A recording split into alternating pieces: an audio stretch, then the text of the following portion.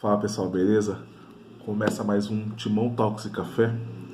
Hoje vou comentar sobre as metas esportivas no qual o Corinthians divulgou nesses dias, falando sobre os 4 campeonatos que nós vamos jogar, que é o Campeonato Paulista, o Campeonato Brasileiro, Copa do Brasil e a Copa Sul-Americana. Vejo que há uma disparidade, um paralelo entre a torcida do Corinthians com as metas esportivas no qual foi falada para a torcida. A torcida está logicamente com carência, com expectativa, algo natural. Criou uma expectativa muito grande depois do novo patrocinador, no qual veio o maior patrocinador da América Latina, o maior patrocínio da história do Brasil. Portanto, é natural que o corintiano ele esteja com uma expectativa muito grande de um título, de algo, de ir para as cabeças realmente.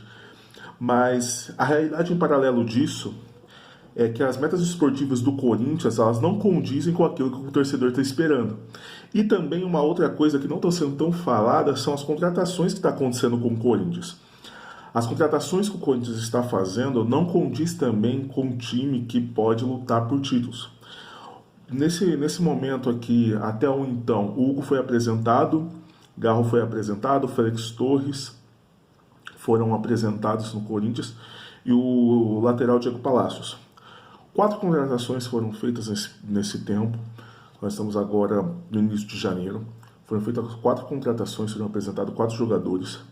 Em paralelo a isso, foi demitido Juliano, Júlio, Renato Augusto. Agora o Paulinho está voltando de recuperação, mas nós não sabemos se vai ser uma peça muito boa nesse período ou não, nós não sabemos como vai ser. Mas já saiu 3 jogadores, já foram citados aqui. Houve algumas questões aí, tipo, por exemplo, o Fábio Santos também se aposentou. São jogadores que sim, não estavam bem no time, eu entendo, concordo. Mas trocou algumas coisas, algumas peças, mas continua um pouco daquele time que era de 2023. O esqueleto do time, o esboço do time é ainda o time de 2023. Não é uma diferença tão abrupta assim do Corinthians de 2023 com o Corinthians de 2024 que está sendo montado.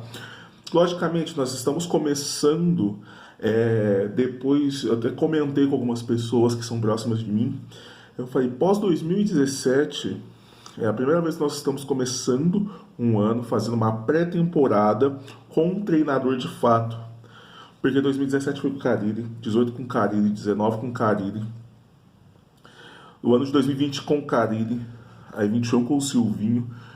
22 nós começamos com o Silvinho, depois veio o Vitor Pereira. E 23 nós começamos com o Fernando Lázaro. Você pode falar, mas Café, é o seguinte, o Carille ficou tanto tempo aí e tal, ele virou um técnico, mas até então, no início, obviamente, ele não era um técnico. Ele foi uma aposta da diretoria que deu certo, acabou dando certo, ainda bem, ganhamos títulos relevantes, ganhamos 17 Paulista contra a Ponte Preta, 18 contra o Palmeiras, 19 contra o São Paulo, 17 o Campeonato Brasileiro. Eu entendo, o que o Carille fez foi algo muito importante para a história do Corinthians, sim, mas ele não era um técnico, ele era uma aposta. Tanto que o Carille foi bom naquele período, mas foi uma problemática depois. Porque se não há o Carille, consequentemente, não existe Silvinho, não existe Fernando Lázaro, que foram apostas também do Corinthians. Então o que acontece? O Corinthians ele começa um pouco diferente, porque ele vai começar com uma pré-temporada, com um técnico de fato, que é o Mano Menezes. Portanto, pode ser que o time engrene e dê tudo certo. Eu espero muito que dê tudo certo, que nós ganhamos o Paulista, que nós ganhamos a Copa do Brasil, que ganhamos o Brasileiro, que ganhamos a Sul-Americana. Ganhamos os 4 títulos. Mas a realidade ela é diferente das nossas expectativas e das nossas vontades. O que o Corinthians está demonstrando? O Corinthians ele continua muito atrás de determinados times. O Corinthians aí eu posso colocar um top 5, que infelizmente está ainda à frente do Corinthians. O próprio Fluminense, que foi campeão da Libertadores. O Flamengo, que eu não preciso nem falar. O Palmeiras. O Atlético Paranaense. O Atlético Mineiro. O Bragantino. O São Paulo. O Inter, que está contratando grandes jogadores. Tanto que trouxe o Borré, trouxe o Robert Renan. Já está com o Ener Valencia lá. tem o Alan Patrick, que é um exímio meio campo. Então aí eu já listei 8 times, basicamente, que estão à frente do Corinthians. Pode ser que o Corinthians, por conta da camisa, por conta da raça, por conta da vontade, por conta da determinação, por conta da história, por conta de tudo, vá e quebre tudo isso e ganhe alguns títulos? Pode ser. Mas a realidade não é essa, infelizmente. A realidade, ela é conforme... agora eu vou falar sobre a expectativa da diretoria. A diretoria colocou o Corinthians na semifinal do Campeonato Paulista.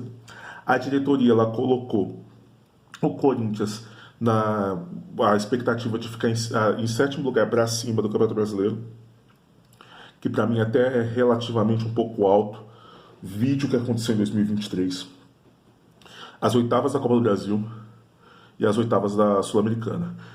Esses três, Sul-Americana, Copa do Brasil, Campeonato Paulista, são metas que realmente um torcedor que estiver olhando sem expectativa, olhando realmente referente à questão do que aconteceu, fazer um paralelo com 2023, com as contratações, fala, pô, é uma meta ok. A sétima colocação, eu espero muito que aconteça. Na verdade, eu espero muito que o Corinthians ganhe tudo como torcedor corintiano, mas eu acho que ainda é um pouquinho alto daquilo que nós apresentamos como time. Infelizmente, o ano de 2023 ele foi um ano que machucou muito o torcedor corintiano. Foi um ano muito complicado. Eu entendo todas as problemáticas. Tivemos alguns técnicos, tivemos Lázaro, depois Cuca, Danilo, Luxemburgo, Mano Menezes, até chegar aqui, até chegar no final do Campeonato Brasileiro, isento de chance de rebaixamento. Mas eu falo pra vocês, eu acho que ainda, tipo assim, eu espero muito coisa aqui acima da tabela, na primeira parte da tabela, de 10º pra cima. Eu acho que isso seria uma meta mais condizente para aquilo que nós estamos apresentando e com as contratações, porque pra mim são contratações que são apostas. Eu posso estar muito errado, eu espero estar errado, eu espero ser feliz do que ter razão, tá? Porque o Garro, eu não sei se ele é um jogador, tudo que demonstra, tenho um pouco de receio. O Palacios, ele jogou no MLS, é um jogador que foi para a Copa do Mundo, mas não jogou nenhum dos 3 jogos, estava lá só no plantel, estava jogando MLS, não tem números muito... Assim, são números crescentes, mas não são números muito extravagantes. Então, assim... São contratações que estão tapando os buracos que o Corinthians teve, porque nós precisávamos do lateral esquerdo, que é uma coisa que estava extremamente complicado. Tanto que o torcedor corintiano estava sentindo saudades, e muitas saudades do Piton, que é olhando o Piton jogando no Vasco e olhando a diretoria do Corinthians e ficando com muita raiva, falando, pô, por que vendemos o Piton? Então, para nós sentirmos saudades do Piton, nada contra o Piton, contra a pessoa do Piton, mas como jogador, ele é um jogador ok. Só que nós não tínhamos nenhum jogador ok, porque infelizmente o Bidu ele não entregou muita coisa. Ele fez um gol importante contra o Atlético Mineiro na volta da Copa do Brasil, beleza, mas além disso, teve o pênalti que ele bateu, que o pessoal ficou falando um pouco tal, mas além disso, uma temporada bem abaixo do Piton e do Fábio Santos, não precisa nem falar.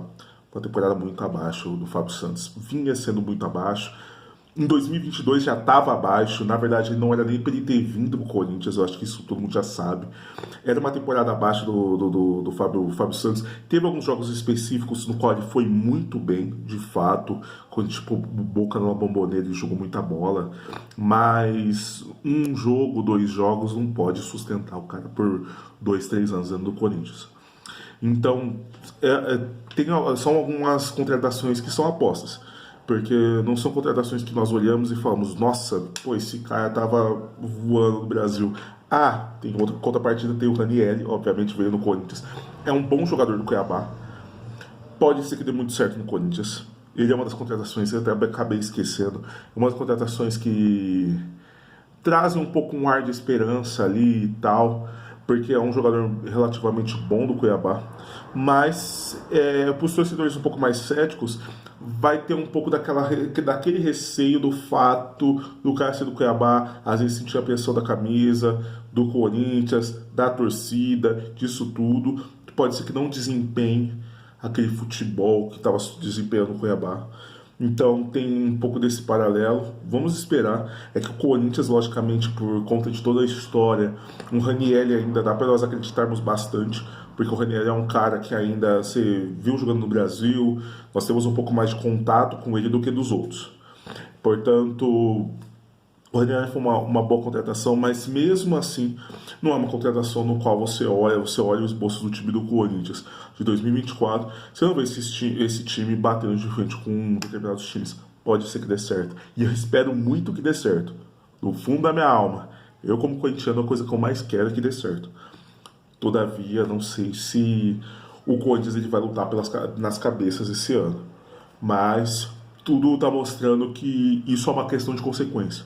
O Corinthians ele veio, fez um patrocínio muito bom, tendo visto o Augusto arrumando a casa. Esse ano provavelmente vai ser um ano de superávit, não vai ser um ano de déficit, apesar que os outros anos também teve alguns superávites. Foi ano de superávit, na verdade, não foi ano de déficit. Entretanto, a dívida do Corinthians ela não abaixou gradativamente como era para baixar. Espero muito que esse ano seja diferente, porque daqui uns dias vai começar o Campeonato Paulista. A promessa do Augusto Melo é que o Corinthians já joga com 54 mil lugares disponíveis contra o Guarani. Já joga com essa capacidade. Consequentemente, se isso acontecer, já vai trazer uma renda um pouco maior já para o Corinthians logo na estreia do Paulista e, consequentemente, nos 6 jogos do Paulista que o Corinthians for jogar em casa. Consequentemente, nos 19 jogos que o Corinthians foram jogar no Campeonato Paulista, do Campeonato Brasileiro. Então já vai trazer uma renda maior. Consequentemente, nos jogos da Copa do Brasil, nos jogos da Sul-Americana, de acordo com o Corinthians for avançando, vai ganhando naturalmente algum dinheiro. E, consequentemente, a renda vai ser maior do que os outros anos pelo fato de ter mais lugares, que vai ter um aumento aí de 6 mil lugares, né? Com os camarotes cheios, tudo cheio, estádio cheio. Vai ser uma capacidade de 56 mil lugares, assim, 54 mil lugares, desculpa. Algo que vai ser muito bom para a realidade do Corinthians, consequentemente vai ajudar financeiramente o Corinthians. A gente vai ser um ano de superávit, sendo um ano de superávit, se o Corinthians conseguir descer um pouco mais a dívida, se o Augusto arrumar a casa, aí sim eu falo que 2025, 2026, nós continuamos nessa mesma pegada. Se o Augusto ele tratar o Corinthians conforme deve ser tratado, que é com seriedade e entendendo que é a maior marca da América do Sul, o Corinthians vai sim para as cabeças. Vai realmente, como diz o Rubão, acabar a farra de determinados clubes. Não que o Corinthians vai ganhar tudo, vai ser o campeão dos campeões, mas certamente o Corinthians vai estar já lutando nas cabeças. O torcedor corintiano não vai olhar com esse ar de desconfiança para o time do Corinthians. Ele já vai olhar e falar assim, nossa, agora vai. Agora nós começamos a montar um time decente para conseguir lutar, para ganhar alguns determinados títulos, ir para cima do Paulista, ir para cima do Campeonato Brasileiro, jogar Libertadores com mais constância, que é uma coisa que o Corinthians precisa, uma coisa natural. O Corinthians necessita jogar Libertadores com mais constância. Isso é natural, só você olhar a própria história do próprio Corinthians. Ele começou a jogar com uma determinada constância no momento que ganhou. E entrou na Libertadores com um time ali para ganhar, que é uma diferença, um time que não foi desmanchado, né, como foi outros times do Corinthians em determinado tempo. Então, quando ele precisa ter uma constância de jogar Libertadores, que também não é algo muito difícil mais, não tirando méritos de Botafogo nem Bragantino, mas eles estão aí lutando pela Libertadores, vão jogar provavelmente a Libertadores, para começar, né, na pré-Libertadores, um dos dois cai, ou Botafogo ou Bragantino, mas estão lá. E é uma consequência natural o Corinthians precisa estar lá, sempre. E o Corinthians, se continuar nessa mesma pegada, questão financeira, naturalmente o Corinthians vai estar nas cabeças em 2025, 2026. Beleza, rapaziada? Tá dando meu tempo aqui, já tá dando 15 minutos de vídeo, beleza? Dá um like aí, se inscreve no canal, compartilha com a rapaziada, que vai ter uma constância absurda referente falando de Corinthians. Beleza, rapaziada? Tamo junto, é nóis.